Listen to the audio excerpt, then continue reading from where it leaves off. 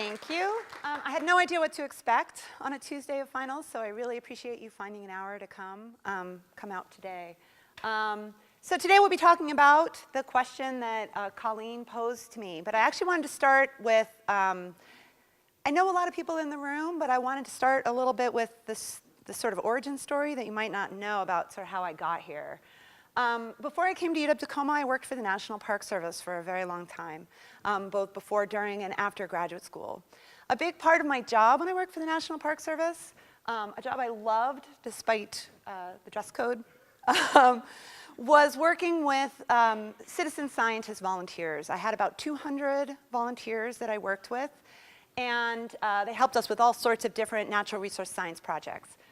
What I started to notice, and what my colleagues started mentioning to me, is how much I loved this aspect of my job. So I developed a volunteer development program, education programs, brought in all sorts of speakers for them, had all sorts of special days.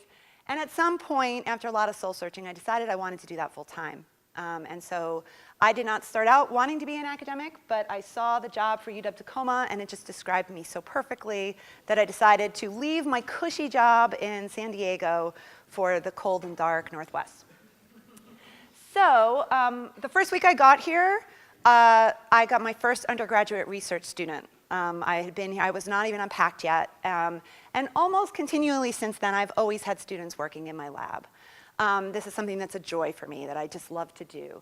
But I started to notice something about those experiences. I started to notice that the students that were working with me or working with my colleagues in this sort of intense way, that there was sort of a transformation that you could see. And my favorite thing would be at the end of a student's time when they present a poster at a conference, and they would stand so confidently by their poster, and they would be the expert on what it is that they were talking about, and just seeing what that did for them across their educational experience. And then, you know, I keep in touch with almost everybody in these pictures and sort of seeing where they are now.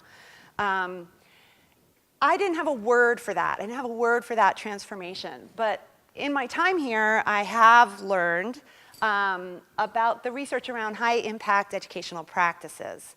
And so in 2008, the American Association of Colleges and Universities, George Koo in particular, wrote a series of white papers about this idea of high-impact practices. And at that time, it was a list of activities like undergraduate research, diversity and global learning, community-based learning, internships, these kinds of activities that could lead to deeper learning and, in some cases, increased retention and graduation rates.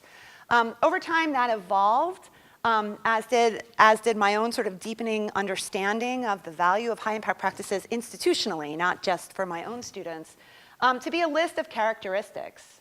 Okay, I'm just going to point. To be a list of characteristics.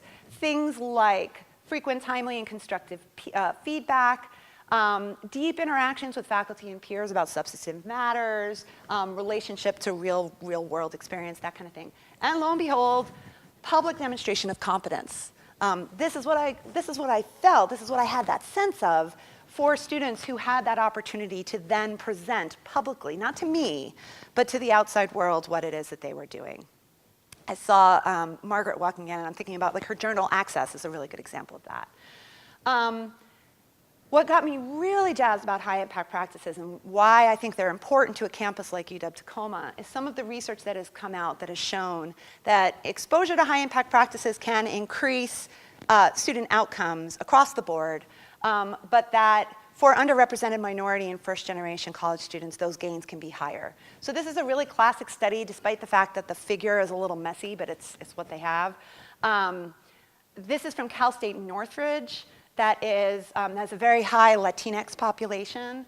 And when looking at non-Latinx students, everybody, you know, not everybody, but across the board on average, there was this pretty dramatic increase in on-time graduation rate with increasing exposure to high-impact practices. But that difference was more pronounced among their Latinx respondents. And this is really what drives me. This is what drives my excitement around high-impact practices. And it all sort of started with that Park Service job back in the 90s. So from here, I I know you guys know that I'm really excited about high impact practices, but I recognize that student success requires a high impact practice embedded in this grand system that's working well for students. So I thought I would outline 4 things that I think, from our perspective, what we need to do to best support student success on a campus like UW-Tacoma. The first is to know our students. I'm going to spend a little bit more time on that, so don't worry that I'm running over time, because that one's going to be longer. Break down silos and work together. Challenge ourselves to confront inequity and systemic bias, and hold ourselves accountable. Okay, know our students. So I know I also have a reputation for being a bit of a data head, and I think it's deserved. I think data is really important and powerful. Data helps challenge our assumptions. It helps frame context. It helps us identify problems and possible solutions. But I also am very uncomfortable when I hear this expression, data-driven decision-making, because I don't think data drives our decisions. I think data informs our decisions. Values drive our decisions, right? And you need both. So another thing I think that's important about the way we think about data is that data are helpful, but data in and of themselves don't really have meaning, right? It's about data that are actionable. So it's important for us to know the demographic I don't know why I keep using the laser pointer, it's not working. The demographic distribution of our students. But our students will tell you that a figure like this that shows how beautifully diverse our campus is doesn't mean a lot to them. What means a lot to them is equity and access to resources and all of these other things. So here is an example with a huge, huge shout out to Alice Few, who came up with this idea of the green bar. And I'll explain what this means. You might have seen this figure that we presented this at the strategic planning report out thing that we did in November. What you're looking at here on this y-axis is the cohort year. That's the year that students started. So it's following the students that started in that given year. And this was pulled in fall of 2017. And so the purple bar is the percent of students that have graduated. The gold bar are the percent of students that are currently enrolled. And the gray bar are students who are absent. They are no longer eligible to register. But the reason that Alice made the bar green and the excitement around the green bar are students who are eligible to register but have not registered yet, right? So you think about that. You think about that 13% or so of students. That's a few hundred students who are at a turning point in their lives. And that might mean a lot of things. It might mean they're thinking about becoming a nuclear physicist, and we don't have a nuclear physicist program here. But it might mean a lot of other things. It might mean financial, family, a range of other things. Some reasons why that they are currently in that green bar. And that is a place of action. That is a place where we can reach in and do some interventions and be able to really help students to be successful. It's also, I practiced this and it went way too long because I had the green bar in all sorts of different slices and dices. But I think it's helpful to think about challenging your own assumptions. So for example, if you look at Pell-eligible students, and I was just looking at the lowest bar, the most recent bar, Pell-eligible students, that green bar is actually a little smaller than our non-Pell-eligible students, right? So challenge your assumption there. On the other hand, and this might not be a surprise to a lot of people in this room in particular, first time in college, that green bar is about 20%. Transfer students is about 10%, right? So data does not inform our decisions, but it certainly challenges our assumptions and helps us work together towards solutions to try and reach those students.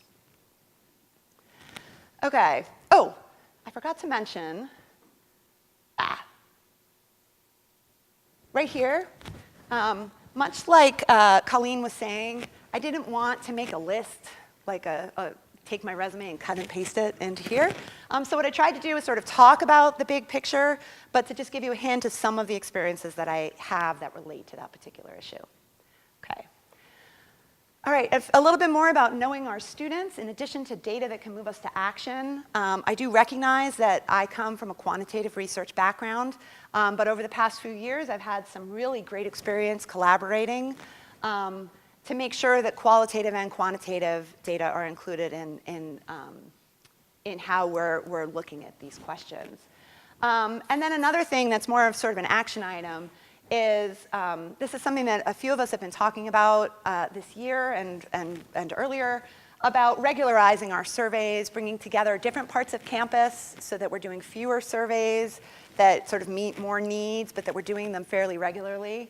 And I would argue that, you know, having some kind of a regular focus group kind of campus level type data collection, I think, is really key, especially getting at questions of culture and some of the things we want to try and get at in the strategic plan. Oh, that looks a little different than it does on my computer. Another thing about knowing your students, knowing our students, the literature shows the importance of clear pathways from orientation to graduation. I know if Amanda was here, she would say, no, it's clear pathways from middle school to career. And I agree, clear pathways are really important. We have a group that's working on that in the Student Success Council. But I also think it's important to recognize that the typical UW-Tacoma student there is no typical UW-Tacoma student, right? And when we talk about pathways, we need to be particularly wary of that. So this was something we developed as part of the School of Interdisciplinary Arts and Sciences General Education Committee, looking at sort of connecting students to majors and thinking about students entering at different points along that journey. And also providing opportunities for students to change their mind, even students who come in sure of their major on day one, right? But the point here is know our students and understand that there are a few different ways that students are going to make their way through here. Okay, number 2. Oh, that makes me sad. It does not look beautiful. It does on my computer if you want to come to my office. Break down silos and work together. This is a common theme. When I was working on the strategic plan, this was the #1 issue brought up by staff, was the need to break down silos. Silos don't help our students. We're a big institution. We need administrative structure to function and to do what we need to do. Students don't know, and they don't need to know what our administrative structure is. They don't need to know that, right? If they need help, they should be able to get to help. The Office of Student Advocacy and Support, so Roseanne Martinez's office, has this expression, there's no wrong door. Like, there's no wrong door to get to them. There's no wrong door to get to counseling. I would love for us to adopt across campus a no wrong door policy for students. You know, across all of the different parts of campus, from IT, student affairs, academic affairs, all of us, all right? Another thing when we talk about student access to help is this need for us to figure out how we're going to provide access at weird times and remotely, not weird times, at non-regular business hour times, which for most people are actually totally normal times. And that need for off-hours access is particularly salient with graduate students who tend to be here at a different time. There's sort of a mismatch in time for them. Another part about breaking down silos is bringing students to the table as a regular practice. Students on committees, curriculum committees, strategic committees, all sorts of committees. And there's a group of us that have been working on that. We've been working on a process to try and help make that a little bit easier. So student involvement, ASUWT, and a few other students, a few of you guys in the room, I think, are part of that effort. Okay, number 3. Challenge ourselves to confront inequity and systemic bias. So this is a week of celebration on this campus. Our new Assistant Chancellor for Equity and Inclusion is coming this week. We're all thrilled. I am thrilled. Whether I get this job or not, I hope to support him in any way that I can. And at the same time, I would argue that issues of equity and inclusion are all of our responsibilities. I'm hoping he'll be really helpful in helping us to get there. But I think all of us have a piece of the puzzle. We're all holding a piece of the elephant when it comes to student success. And having an equity lens on the work that we do is really important. So for example, around student success, an asset-based approach to our students, and I would argue to each other as well. Professional development, especially professional development around inclusive pedagogy, and that should just be standard practice. It shouldn't be something that is sort of separate in some way. And thinking about signs of belonging, thinking about ways that this campus makes you feel like you're part of the campus. Things like first-gen fellows, some of the work we're doing around Indigenous students, that kind of thing. And then number 4, hold ourselves accountable. To me, assessment is a positive word. Assessment is about improvement. And we do a lot of assessment on campus, but we tend to do it in isolation. And there is a need to bring back together, there was at a time, but we need to get it back together, a more centralized rolling up of assessment efforts and more support in closing the loop. And so actually improving from the assessment that we are doing. And then we think about assessment, remembering that we're thinking holistically about student success. So partnering with our friends, especially in SAES, around non-academic barriers to student success, which are significant for our students, things like food security, housing security, and parking, which another thing I learned from the strategic plan is how intense that particular issue is for students. And then also thinking about post-graduation outcomes as we're thinking about assessment, that is something that we wrote in the strategic plan, something to the effect of the success of our alumni is the ultimate measure of the success of our university, something like that. And that's not something we've had the capability of really holding ourselves accountable to yet. So I just wanted to end with the example of Georgia State. I think a lot of you know that a group of us went to Georgia State over spring break. And there was an article fairly recently in the New York Times about some of the work at Georgia State.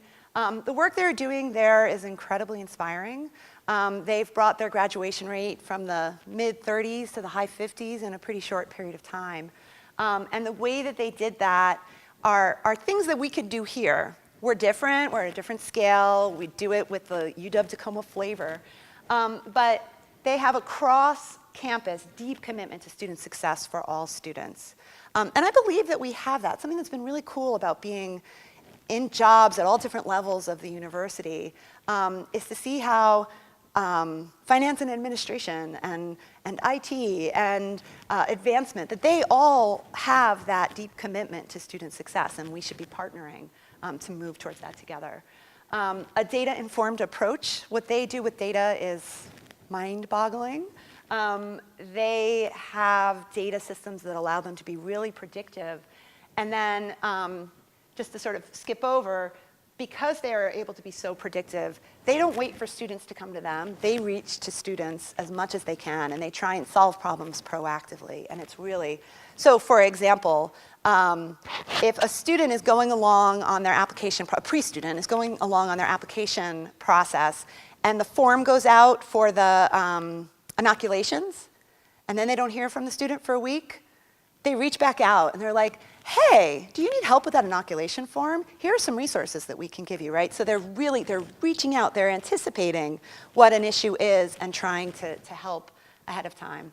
And then another thing I think they do really, really well, they're not afraid to pilot things, but they're great at turning a pilot into implementation. And this one kind of hurts a little, because I know myself, I've piloted quite a few things. I think we're really good at piloting things. We're nimble here and we try things, but our challenge is to move from the pilot to the implementation. So that's my sort of four-step idea of how we can best support student success at a campus like UW-Tacoma. And hopefully, I think we have plenty of time for questions. I was given about 20 minutes, so thank you.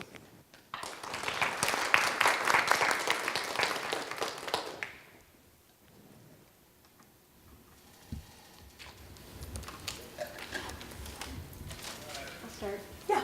So going back to your slide with the green bar. Yeah. So what is currently being done, or what do you hope to do to reach out to those students? Yeah, I think step one is figuring out who those students are, right? And beyond some simple demographics, but like who are they as individuals, and what have they experienced on their way here? What level are they at? And to try and look for systemic issues, but also, you know, I think it would be possible for us to actually reach out to those students and ask, what's going on? You know, why haven't you? I know they've done that before. Like I know OUE did a survey of students who had just recently not enrolled.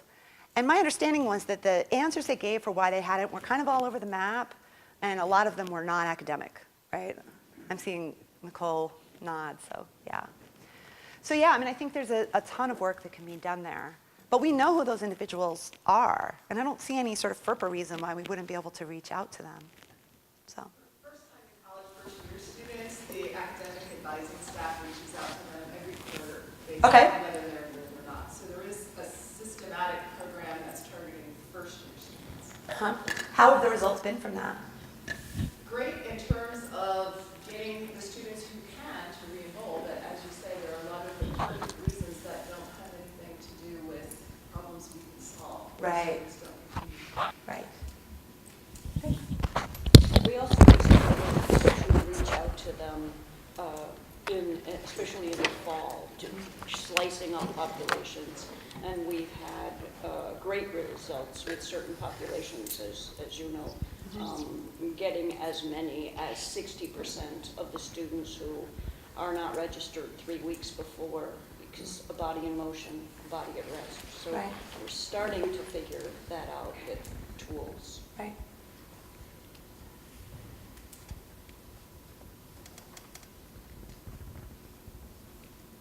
We have a while, guys.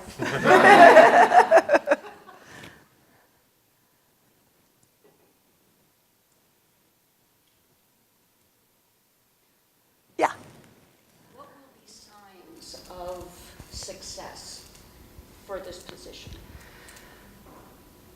So I think there are some, and we talked about this a bit with the interview committee, there are certainly some quantitative signs of success. So I often talk about Carl Smith and how Carl Smith has like some really clear targets and he knows whether he made them or not. And most of our jobs aren't that way. I would definitely think that keeping a really close eye on these retention and persistence numbers and seeing improvement in those would be sort of a quantitative thing. I believe that the part of this job is to think about gen ed revision. And so, you know, the interview committee had asked me sort of a 12-month goal, and I am anxious to say that in 12 months we would be able to sort of complete a gen ed revision. A gen ed revision in most universities is a multi-year sort of thing. But over time, for us to have a clearer understanding of what it means to be a UW-Tacoma graduate, and that our gen ed program, when I say gen ed program, people would know, oh yeah, I know what that is, as opposed to, what do you think she means by that? So I think that's another sign of success. I definitely think high impact practices is sort of a low-hanging fruit. And knowing about access to high impact practices and making sure that access to high impact practices is more equitable across campus, I think that would be a definite sign of success. I think having data on hand so that when we are talking about our students and our student success, we're all sort of coming from a similar place about what we mean when we say student success, both what we mean sort of philosophically and what we mean in terms of numbers. So I think those are all examples. I think for graduate, that's a little bit harder for me to answer. We talked a little bit about this in the interview, but it seems to me that for graduate programs sort of by necessity, because they're so specialized and sort of at the top level, a lot of the programming has to happen at the program level, at the unit level. But at the campus level, the two things that I hear a lot from graduate students is, like I mentioned, a mismatch in services with when they are here. And the second thing is related to that, which is a lack of community, right? Because of that timing. So those are sort of two sort of not low-hanging fruit, those aren't easy things, but those are two things that seem clear to me that if we can move the needle on those, that would be success. Yeah. Bonnie, what role do you see faculty development playing with student success at this level? I mean, what can faculty do to surround students more, to be more involved with this whole idea of student success? Yeah, I think that's actually pretty key to a lot of what we're doing. The thing that comes to mind as the most immediate need is around inclusive pedagogy. It would be really great if we all had more access and more encouragement to get real training and practice in inclusive pedagogy and to feel really comfortable with it. That would be sort of step one. But a lot of what we're doing really is, in a lot of ways, faculty development. I feel like the high impact practice communities of practice for the people in the communities of practice will be faculty development, and if the process is working right, as they move into the school year, they're going to be doing some professional development around some of these issues. Because I think it's important to understand that we're coming from a lot of different perspectives, and the more sort of genuine those opportunities are. So a really good example that's related to my current job, I've been really wanting to bring someone to talk about the relationship between humanities and community engagement. But that is something I would really need a partner on. It kind of needs to come from within to really meet the needs of the faculty. So that's something that I think needs some back and forth and some collaboration around. Yeah. About your experiences with undergraduate research and how transformative that can be for students. So Yeah. I'm not sure if that's part of the portfolio of this particular role, but I'm Yeah. curious how you envision supporting undergraduate research experiences, Yeah. either directly or indirectly.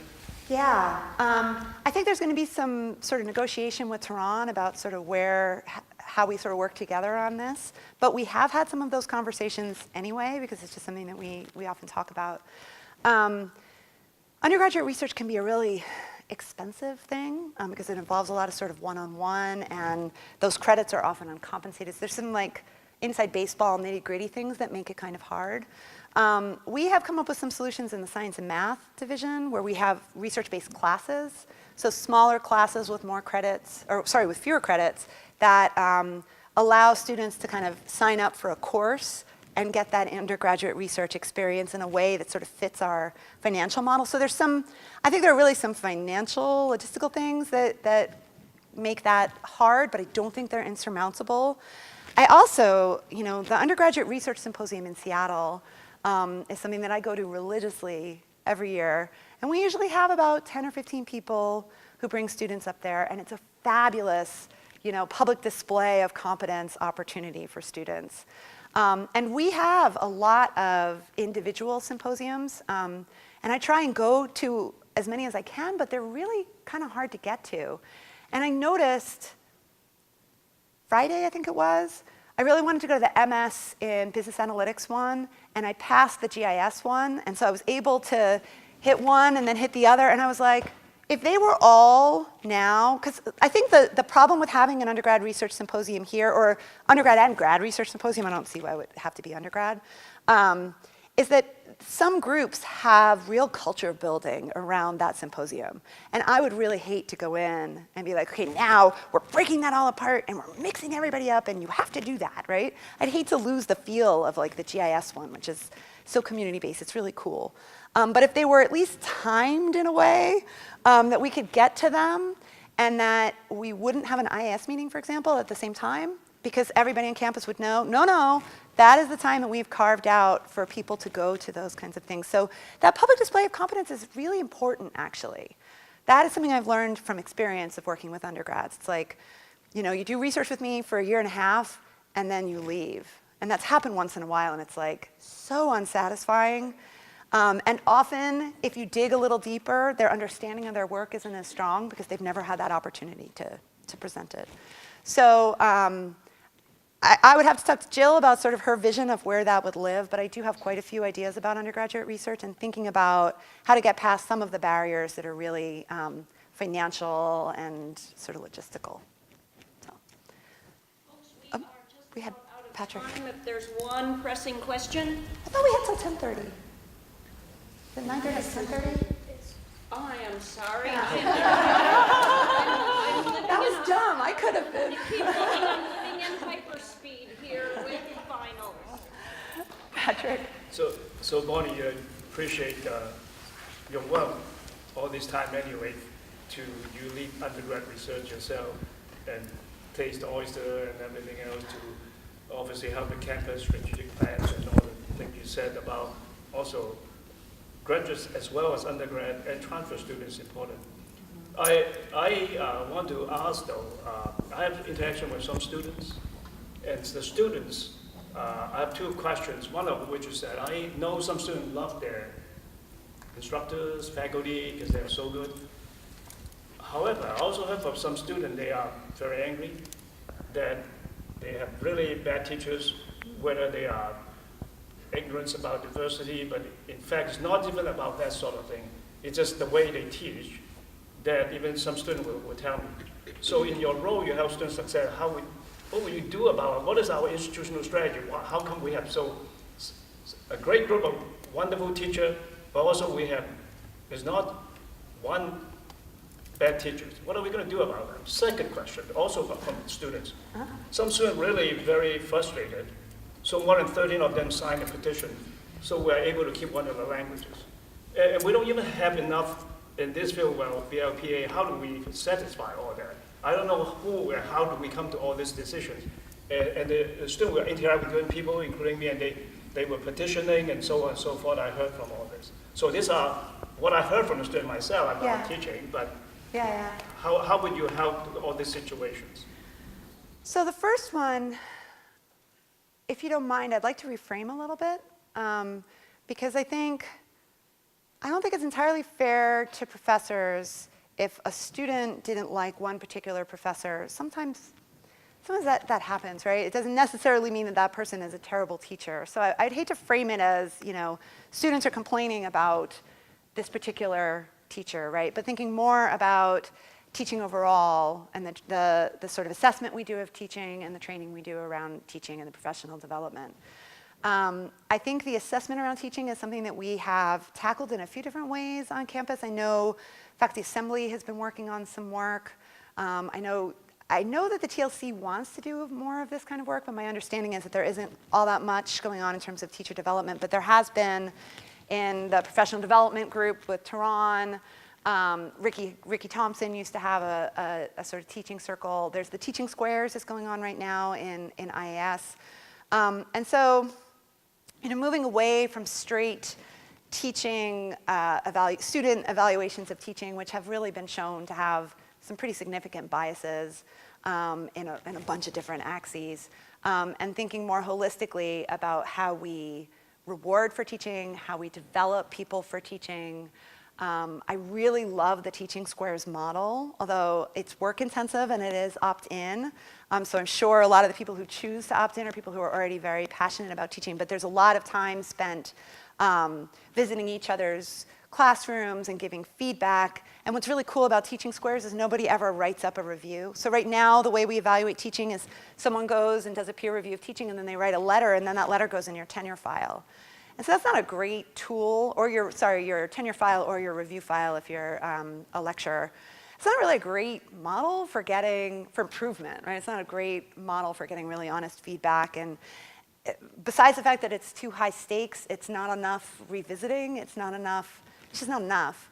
And so that would be something that would need to be done in partnership with Faculty Assembly and probably in partnership with professional development. But I would rather think of it as an opportunity to think about how we're supporting, how we're developing, and ultimately how we're assessing teaching. The second question, was that around languages? That one is another one that is really tough in just terms of a financial model in a school our size. And so right now we have Spanish and we have Chinese. And, to have enough demand to fill classes in sort of a huge range of languages gets really, it becomes difficult, especially when the demands are for a range of different languages. It's not like everybody's coming together and say, we need language A, and if we added language A, we would easily be able to do that. A model that I think is really interesting, and I'd love to see how the assessment comes out of it, because this is the end of the first year, is Colleen and Cindy Scharschmidt and Deirdre have a strategic initiative fund around global learning, and one of their programs is peer-to-peer language learning, and so they're paying students who are native speakers. Right now they're doing Arabic and Korean. They're paying students who are native speakers to do sort of informal language learning opportunities. That to me is a really neat idea. It might not be a forever idea. Like if we grow to be considerably bigger, which we now know is going to be in a longer period of time, we might find ourselves in a place where we can add more languages. But right now, from my experience in IAS and looking at especially the Chinese courses and being able to have those be filled, it's been a tough place. So I understand where that demand is coming from, but we might need to be a little more creative thinking about how we can meet that demand. Yeah. Yeah. Yeah, Bonnie, you mentioned general education, and so I'm curious about how you would approach general education revision. The idea of a one-year timeline is, fascinating Yeah. and ambitious. And Yeah. however, it would be great to see some progress there. Yeah. So how would you approach it, and what are some of the components that you see in a really effective program? Yeah. So to answer the first question about approach, I think the key to any gen ed revision program is always collaboration and across campus. So we were talking in the interview about sort of specific initiatives that particularly need a lot of campus input.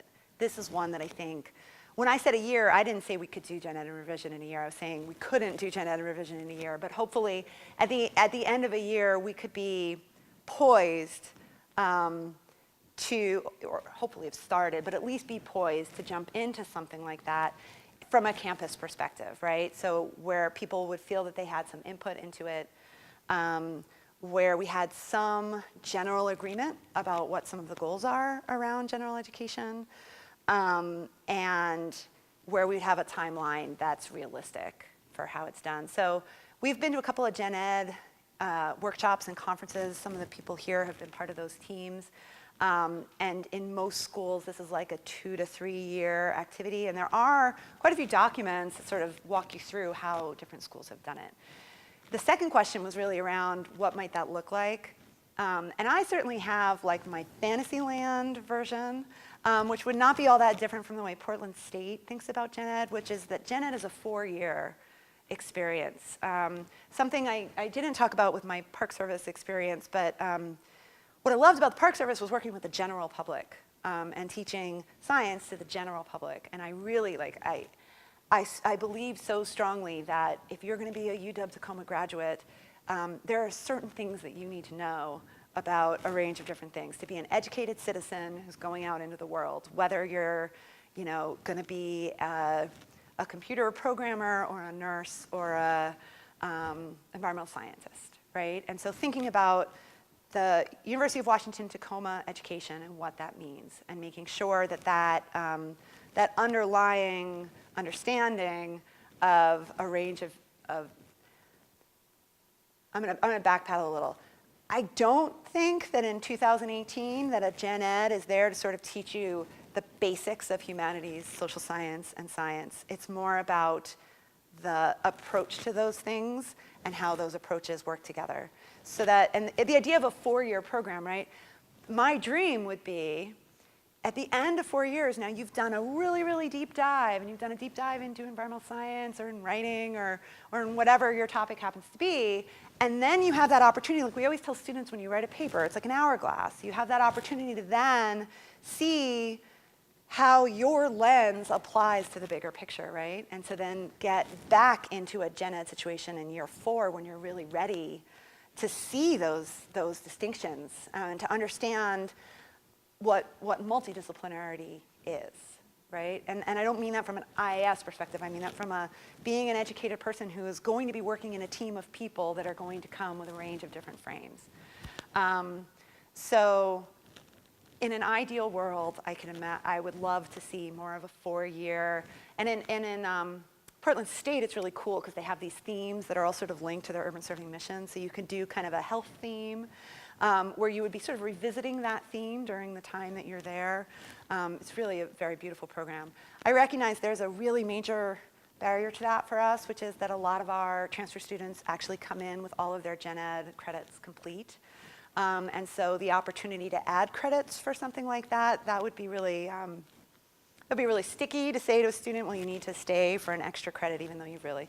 So I recognize there's some like real world issues we would need to talk about for that, but in my dreamy world, it would be this sort of hourglass 4-year Portland State type gen ed. They've got a high transfer population as well, so Yeah. kind of figured that out too. Yeah, I think, because I asked about this when we had someone from Portland State who was one of our mentors at one of these, and my recollection is that the majors actually sort of gave some credits to that 4-year experience. That's a heavy lift. That's a big thing. This is my sort of big dreamy, and I know that's going to be really hard for something like engineering, that doesn't have a single credit to spare.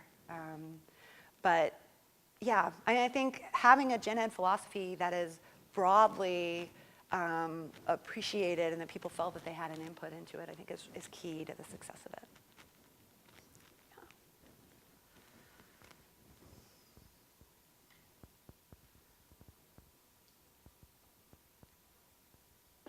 I'll do what I do in class. Just stand here quietly.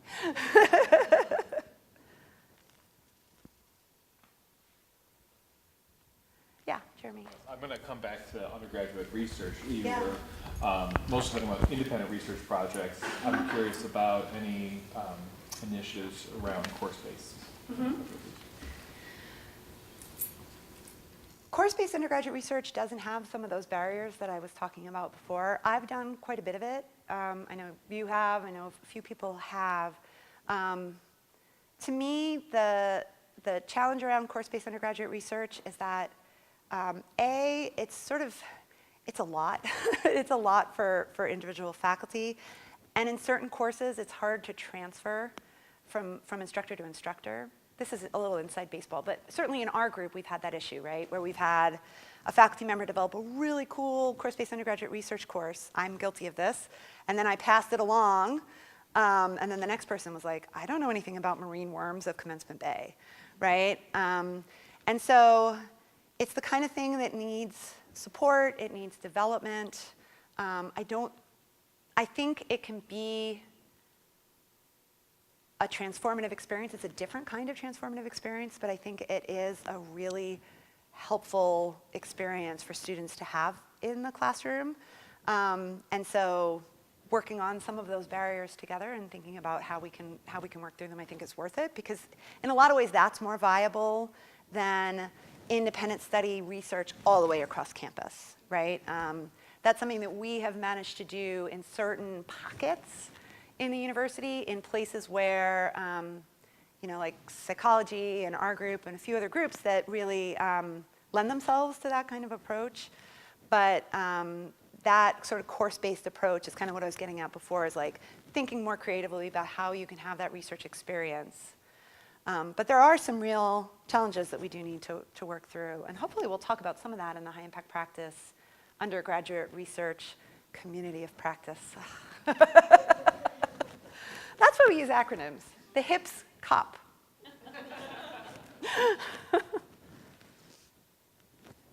Yeah.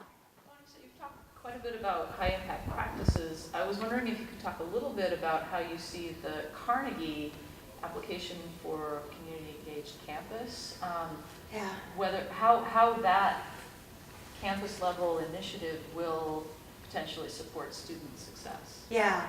So for those who don't know, we are pursuing a community engaged designation from the Carnegie Foundation, which is the same foundation that sort of gives you R1 and all of those kinds of designations. This is a designation on top of that a few hundred schools have across the nation, and we don't. And it's something that we do in practice. I was really struck walking around with all those poster sessions. And like almost every single poster I saw was a community engaged poster, and in a deep way, in a deep, real way. What the Carnegie, the way I see the Carnegie is it's the application, it's the process actually that's gonna move us forward, whether we get the designation or not. It's a framework to help us look at our top level infrastructure around these particular practices. And they include things like high impact practices, but they also include scholarship. They include a range of different things.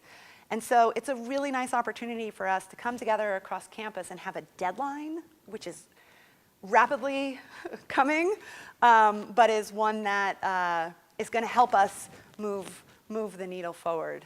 And so Lisa and Linda are heading up that effort for us to go for this Carnegie Engaged classification, and I think it's a wonderful opportunity. There is a whole section there that does include curriculum and student success type issues. So I think it's a wonderful opportunity. About your vision for student success as it begins in the first year, and how we onboard and welcome particularly first time in college students, and how reflecting on your 4 points collaboration. Right. And thinking about kind of how the whole campus comes together in that process of teeing students up to be successful. Right. And I think there's a few things we're trying to do in the first year. I mean, a big part of the first year is this idea of sense of belonging and this idea of sort of being part of our community. And we have a lot of effort around that. But from my perspective, and I have to admit, I'm not in OUE right now, so things might have changed over the past couple of years. But that connection between those experiences, those orienting experiences they have and then what they're doing in the classroom isn't always there. So I think a really good example of this, I'm a big fan of this Strengths Quest that's being done in SAES. So students coming in are doing the Strengths Quest test. They're learning about their own strengths, which is a really powerful tool. It would be really helpful for us to pick that up in the classroom. So like, I was using a similar approach, a sort of Strengths Quest approach in a junior year class for building teams. So everybody did a sort of boiled down, because I didn't have any funding, right? So I did sort of a fake thing to get them to have their strengths. And then we built teams that were based on this. And the students who were first time in college students were like, I have done this before and I know what my strengths are. And so if that's an example of an initiative that happens in orientation that really could carry into what we're doing in classes without actually that wouldn't actually take that much to have those kinds of connections. So the first year is orienting around what it means to be in college, how you fit in. We had a model going in the Gen Ed group from SIAS that was sort of similar to the Seattle model that looked at learning communities. I was calling them vertical instead of horizontal. And that idea, it's like a FIG is what they call it in Seattle, is that students take classes as a group. And so, you could have a cluster of students who were interested in STEM majors, and you could have a cluster of students who are interested in social justice, and you can have a cluster of students that were veterans, right? So those clusters could be based on curriculum, or they could be based on interests, or they could be based on life experience or however, but you would take a couple of classes together. And then you would know, like you could schedule that class in the first slot and then have a break and schedule their next class in the next slot after that. And that break would be such valuable, incredible time, right? That would be, hey, we are all free, let's go to lunch. Or, hey, we are all free, let's bring in advising and do some intense advising work during that period of time. So having opportunities to build community that then could last the rest of the time that they're here. And then the third thing that they're doing is their skill building. It's sort of college-based skill building. And that one, I feel like I've been in conversations with a lot of people in this room back and forth about the need for skills-based classes or whether those work better if they're integrated into content classes. And those are things that, it's a collaborative process, right? Like you wouldn't expect me to come in and be like, we are going to do these classes, right? But I recognize that there's different ways that we might do that. And we could explore the research, we could pilot it and see how it goes. I know we've done stuff like that in the past, but again, trying to make it part of praxis and have it feed into majors, right? Have it so, okay, you know that the students coming in have had this, they've had their Strengths Quest and they've had this course where they've done this particular thing. You can then recall that in junior year. That's something that's almost impossible to do now, we can do it within the majors. You can say, hey, I know you took ecology with Jeremy, and so I know you did a project. So we're gonna recall that, and we're gonna reinforce that. We can do that because we're in the same major, but we aren't able to do that before that. That consistency is something that's pretty hard to get. So does that answer the question?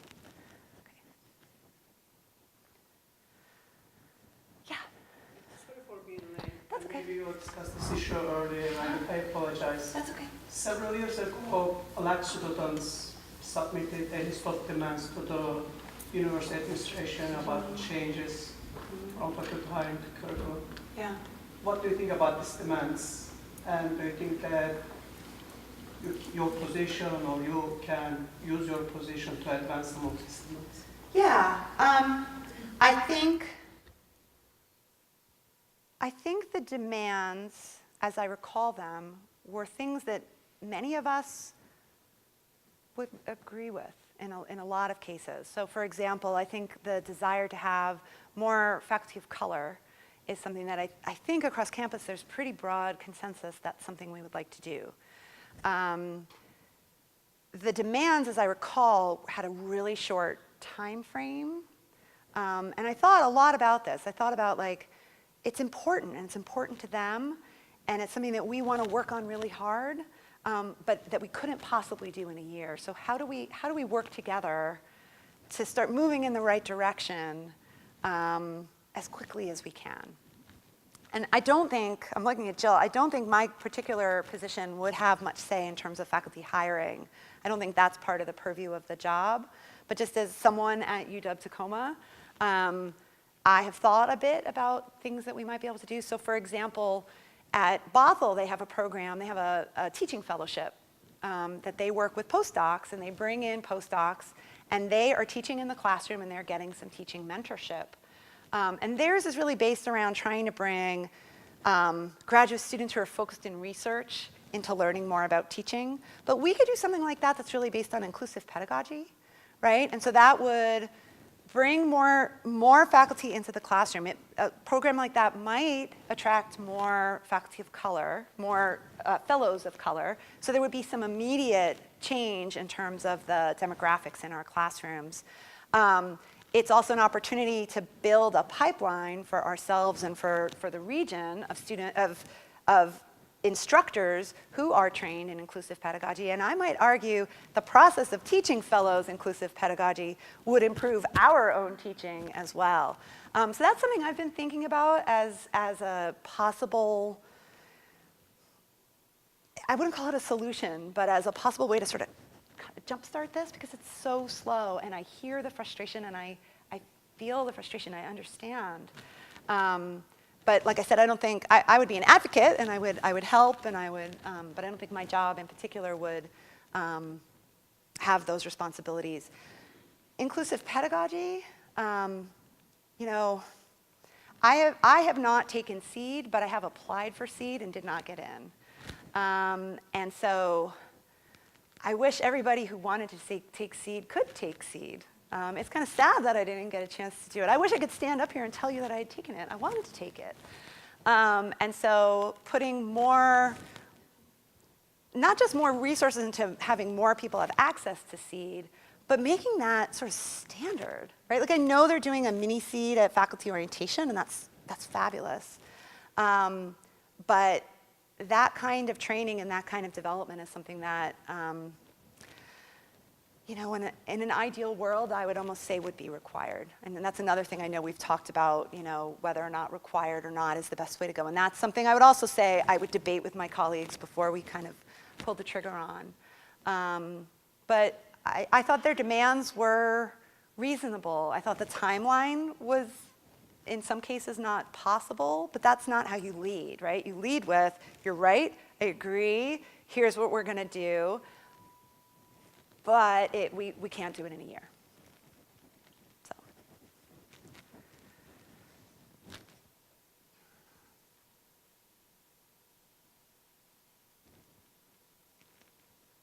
Anything else? I could talk about oysters if you want. I have that teed up. Does your work with oyster success inform your work with student success? It does, actually. You know, okay, this is a little corny, but I'm not afraid to be a little bit corny. I mean, I think one of the ways that my oceanography experience really does inform my administrative world is the field I am in is a particularly systems-based field. So, and it's an interdisciplinary field. But it's also like this comfort with uncertainty, this understanding of what uncertainty is and what it isn't, and that in real life there's always uncertainty around things, but you still have to move forward, and you still have to do the stats and decide what's going on, you know what I mean? So I don't think they're totally unrelated. But it can be a little. Yeah. Sneak one more in. If I Yeah. can. So, and I'm not saying this would necessarily be directly your role, but what do you see as the value of supporting faculty, administrators, and students in going after money, external funding to support student success? Yes. Yes, yes, yes. Yes. Yeah, I mean, I think we are poised to be a national model at this school. We've got to get a couple of things, we got to get our house in order. We have to get some of these grants, and we have to start publishing more about what it is that we're doing here. So like you guys, the work, sorry to point you out, but Jeremy's work around natural world core classes, they have some really interesting data about sort of identity as a scientist before and after these core classes. Those are the kinds of things that we should be getting out there and be more of a national model. And the grants, of course, are also about supporting student success here, but they really help us kind of move things to the next level. And the grants beget more grants. That's definitely what we've observed. So once you have one, then you're kind of known as being a campus that does this kind of stuff. Like, I see this with AAC&U. AAC&U is constantly putting out 42 institutions piloted this amazing new program in inclusive pedagogy or whatever it is that they're doing. And I look at the list, and it's the same schools. Like, they've got the schools that they work with, and they do this amazing work with them because they're known as schools that do that kind of work. So that's maybe a longer-term goal for us, and I think first we kind of have to get some things in order, but yes is the answer to that.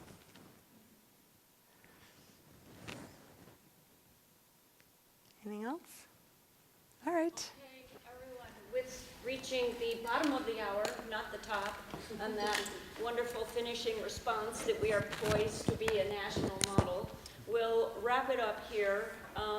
Tomorrow, this video will be going, you will get an email that the video is up for viewing. Please pass that information on to your colleagues, and along with that will be a request for online evaluation. Thank you all for being here at this busy time. Bonnie, thank you so much.